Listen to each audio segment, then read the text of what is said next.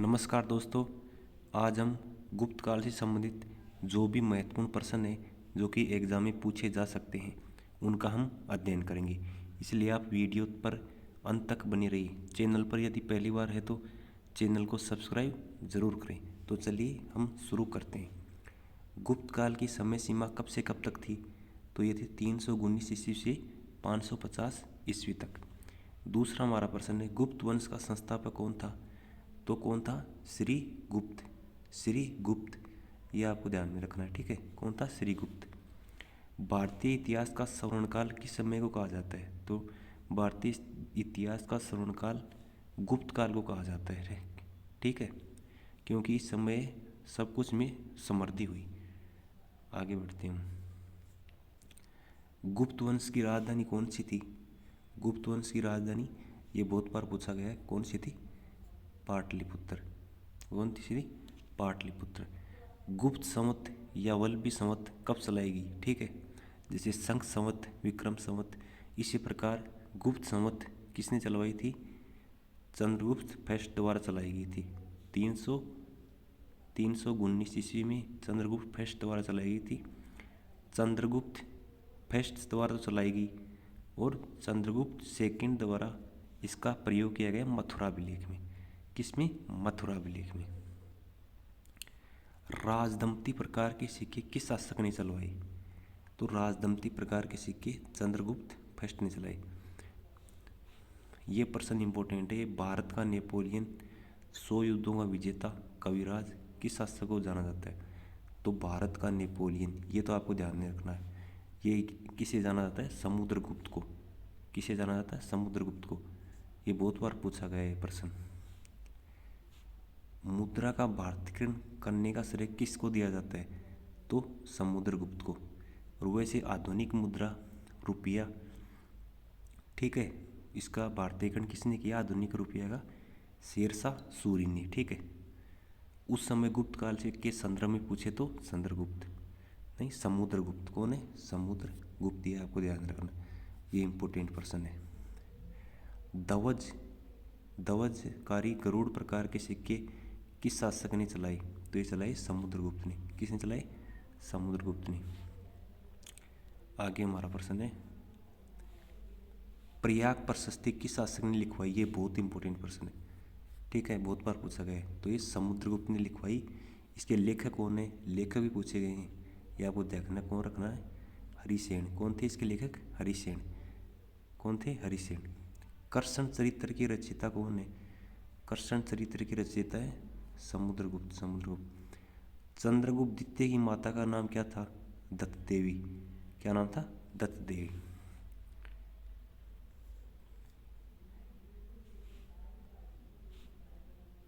चंद्रगुप्त का चंद्र नाम कहाँ से मिलता है? यानी चंद्रगुप्त का चंद्र नाम है वो कहाँ से, किस स्तंभ या शिलालेख से मिलता है?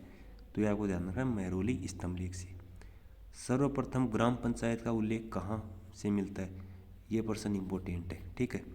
जो मैं प्रश्न इंपॉर्टेंट बताऊँ वो तो आपको ज़रूर ध्यान में रखने हैं, क्योंकि वो बहुत बार एग्जाम में रिपीट हुए हैं, आगे पूछे जाएंगे और पूछे भी जा चुके हैं। तो ग्राम पंचायत का उल्लेख सांची अभिलेख, मध्य प्रदेश। सांची कहाँ पड़ता है? मध्य प्रदेश। यह चंद्रगुप्त के सेनापति आम्र का द्रव्य का है, ठीक है। आम्र का द्रव्य के समय का उसने लिखवाया था। ये सांची अभिलेख में ग्राम पंचायत का सर्वप्रथम उल्लेख मिलता है। चंद्रगुप्त को विष्णु भक्त कहाँ बताया गया है? तो चंद्रगुप्त विष्णु भक्त था, ठीक है। ये मेहरौली स्तंभ लेख में बताया गया। तो कहाँ है? दिल्ली में। मेहरौली स्तंभ लेख में चंद्रगुप्त को विष्णु भक्त बताया गया। गुप्तों ने किसके सहयोग से शकों को हराया? ये प्रश्न बहुत इंपॉर्टेंट है, ये पूछा गया है, ठीक है। गुप्तों ने किसके सहयोग से शकों को हराया? तो ये वाकाटकों के सहयोग से। वाकाटकों, ठीक है। व्याघ्र निहिता के सिक्के को सिंह निहिता में किसने बदला? ये प्रश्न भी इंपॉर्टेंट है। चंद्रगुप्त द्वितीय। चंद्रगुप्त द्वितीय। चंद्रगुप्त की अधिकांश मुद्राएं कहाँ मिली? यह वो ध्यान रखना, कहाँ मिली? अयोध्या से। नवरत्न किसके दरबार में थे? चंद्रगुप्त द्वितीय। चंद्रगुप्त द्वितीय जिसे हम विक्रमादित्य भी कहते हैं, उसके दरबार में नवरत्न भी थे। नवरत्न थे। अकबर के दरबार में भी नवरत्न थे और इसके दरबार में भी नवरत्न थे।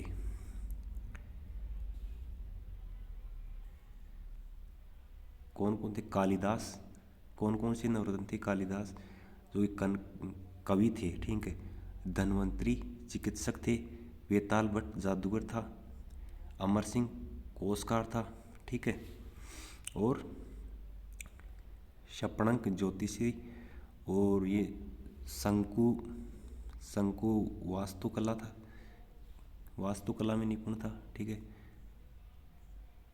वररुचि ये व्याकरणाचार्य था, ठीक है। ये एक ध्यान में रखना है। वरामीर जो कि ज्योतिषी, ये ब्रह्मांड नहीं आता क्या, ब्रह्मांड, इसके बारे में इसका विद्वान था। फाहियान किसके दरबार में आया था? तो फाहियान चंद्रगुप्त द्वितीय के समय आया था। इसका मूल नाम क्या था? कुंड। ये बहुत बार पूछा गया है। फाहियान ये एक चीनी यात्री था, ठीक है। ये चंद्रगुप्त द्वितीय के दरबार में आया। इसकी पुस्तक भी बहुत बार पूछी जा चुकी है। फो क्योंकि इसकी पुस्तक का नाम है। कब आया ये? 399 ईस्वी में ये भारत आया। कब आया? 399 ईस्वी में भारत आया। गुप्तों में सबसे लंबा शासन किस शासक का था? तो ये सबसे लंबा शासन था कुमारगुप्त का। किसका था? कुमारगुप्त का गुप्तों में सबसे लंबा शासन था। सर्वाधिक सिक्के व विलेख किस शासक ने लिखवाए? तो सर्वाधिक सिक्के व विलेख किसने लिखवाए? कुमारगुप्त ने। किसने लिखवाए? कुमारगुप्त ने। ये सिक्के हैं, ये सिक्कों नहीं है। सिक्कों पर गरुड़ की स्थान पर मयूर की आकृति किस शासक ने अंकित करवाई? तो ये करवाई कुमारगुप्त ने। किसने करवाई? कुमारगुप्त ने। नालंदा विश्वविद्यालय की स्थापना किस शासक ने की? ये प्रश्न बहुत इंपॉर्टेंट है।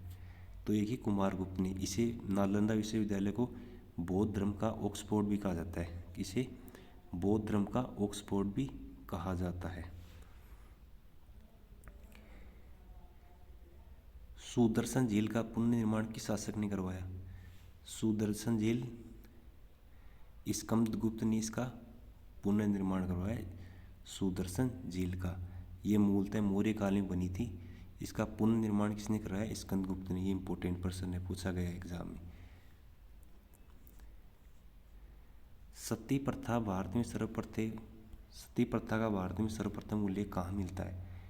ये इंपॉर्टेंट प्रश्न है। एरण विलेख जो कब का है? 510 ईस्वी में भानुगुप्त का सामंत गोपराज की पत्नी संपल देवी सती हुई, ठीक है। एरण विलेख में सती प्रथा का उल्लेख कहाँ मिलता है? सर्वप्रथम एरण विलेख में। अंतिम गुप्त शासक कौन सा था? ये प्रश्न इंपॉर्टेंट, ध्यान रखना आपको। अंतिम, एक तो संस्थापक, एक अंतिम, ये इंपॉर्टेंट होते हैं। विष्णुगुप्त। अंतिम गुप्त शासक कौन था? विष्णुगुप्त। रामायण व महाभारत की रचना किस काल में हुई? तो गुप्त काल में अनेक ग्रंथ, धार्मिक ग्रंथ रचे गए, ठीक है।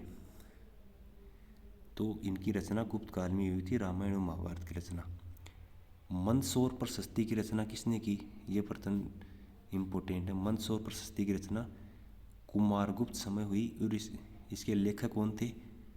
ये भी बहुत इंपॉर्टेंट, वत्सभट्टी। मंदसौर प्रशस्ति वत्सभट्टी ने लिखी।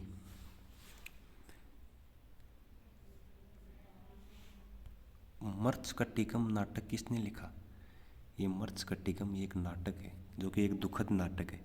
इसका शाब्दिक अर्थ भी पूछा गया कि इसका मर्चकटिकम का शाब्दिक अर्थ क्या होता है? तो इसका अर्थ होता है मिट्टी का खिलौना। तो लिखा किसने? ये शूद्रक। ये आपको ध्यान रखना है।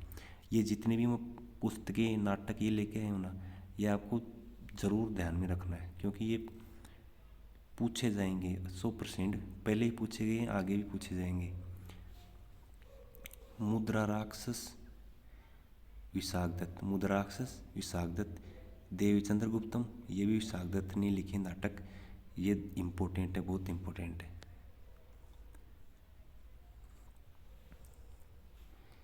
पंचतंत्र किसने लिखा? तो पंचतंत्र विष्णु शर्मा ने लिखा। ये भी बहुत बार पूछी गई, अनगिनत बार पूछी गई ये पुस्तक। पंचतंत्र बहुत इम्पोर्टेंट है, विष्णु शर्मा ने लिखी। पंचतंत्र का अरबी अनुवाद किस नाम से किया गया? ये भी पूछा गया है। कलीला दमना। कलीला दमना नाम से। कामसूत्र पुस्तक किसने लिखी? ये भी बहुत इंपॉर्टेंट है। कामसूत्र वात्स्यायन, कामसूत्र वात्स्यायन 2-3 बार आपको याद रख करना है तो अपने आप याद हो जाएगी। भारत का शेक्सपियर नाम से किस कवि को जाना जाता है? तो कालिदास को भारत का शेक्सपियर भी कहते हैं। ऋतु संहार, मेघदूत, कुमार संभव, रघुवंश, मालविका अग्निमित्रम, अभिज्ञान शकुंतलम, ये रचनाएं सभी किसकी है? कालिदास की। किसकी है? कालिदास की। आर्यभट्ट की पुस्तक का नाम बताइए। तो ये आर्यभट्टी, आर्यभट्टियम। ठीक है, इसने शून्य की खोज की। ठीक है, पाई का मान बताया, सूर्य व चंद्र ग्रहण का वैज्ञानिक कारण बताया। ठीक है, और आयुर्वेद ग्रंथ किसने लिखा? ये इंपॉर्टेंट प्रश्न है। धन्वंतरी, जो कि एक चिकित्सक था। अष्टांग हृदय संहिता किसने लिखी? ये पुस्तक भी पूछी गई है एग्जाम में। अष्टांग हृदय संहिता किसने लिखी? वाग्भट। किसने? वाग्भट। अब गुप्त काल की आगे शब्दावली आएगी कि गुप्त काल में शब्दावली कैसी थी, किसको क्या बोलते थे आज के हिसाब से। अमात्य किसे कहते थे? राजा सहयोग के लिए मंत्री परिषद होती थी ना, उसे क्या कहते थे? अमात्य। महाबलाधिकृत, सेना का सर्वोच्च अधिकारी, जिसे कमांडर कह सकते हैं, उसे महाबलाधिकृत कहते थे उस समय। प्रांतों को क्या कहा जाता था? देश, अवनी या भुक्ति। गुप्त वंश के पतन के समय कौन सी रियासत सबसे पहले स्वतंत्र हुई? ये प्रश्न बहुत इंपॉर्टेंट है, तो आपको याद रखना है जूनागढ़। जूनागढ़। जिले को उस समय क्या कहा जाता था? विषय। जिले को विषय। अजंता की गुफाएं कहाँ स्थित है? तो ये अनेक बार ऐसे ही पूछा जा चुका है। किस नदी के किनारे स्थित है? तो बागोरा नदी के किनारे। कौन से राज्य में है? महाराष्ट्र में। अजंता की गुफाओं की संख्या कुल कितनी है? तो ये 29 या 30। ठीक है, जो भी ऑप्शन में आए वो आपको करना है, 29 या 30। अगली हमारी बाघ गुफा कहाँ स्थित है? तो ये धार मध्य प्रदेश में स्थित है। बाघ गुफा कहाँ स्थित है? ध्यान में रखना है आपको। बाघ गुफा, धार मध्य प्रदेश। यहाँ लौकिक चित्र है। गुप्तकालीन शिखर मंदिर का प्रथम उदाहरण। ठीक है, तो ये देवगढ़ का दशावतार मंदिर। देवगढ़ का दशावतार मंदिर। भितरगांव का लक्ष्मण मंदिर, ये भी ध्यान रखना, ये स्थित कहाँ है, ये भी पूछे जाते हैं। भितरगांव का लक्ष्मण मंदिर कहाँ है? कानपुर में। पंचायतन सैनी का बना गुप्तकालीन मंदिर कौन सा है? दशावतार मंदिर, जो कि स्थित कहाँ है? देवगढ़, झांसी। दशावतार मंदिर, देवगढ़, झांसी। ईंटों से बना प्राचीन गुप्तकालीन मंदिर कौन सा है? भितरगांव मंदिर, कानपुर। भितरगांव मंदिर, कानपुर। तो गुप्त काल से संबंधित जो भी महत्वपूर्ण प्रश्न थे जो कि एग्जाम में पूछे जा सकते हैं उनका हमने अध्ययन किया। ठीक है, वीडियो देखने के लिए आपको धन्यवाद। चैनल को सब्सक्राइब ज़रूर करें। धन्यवाद।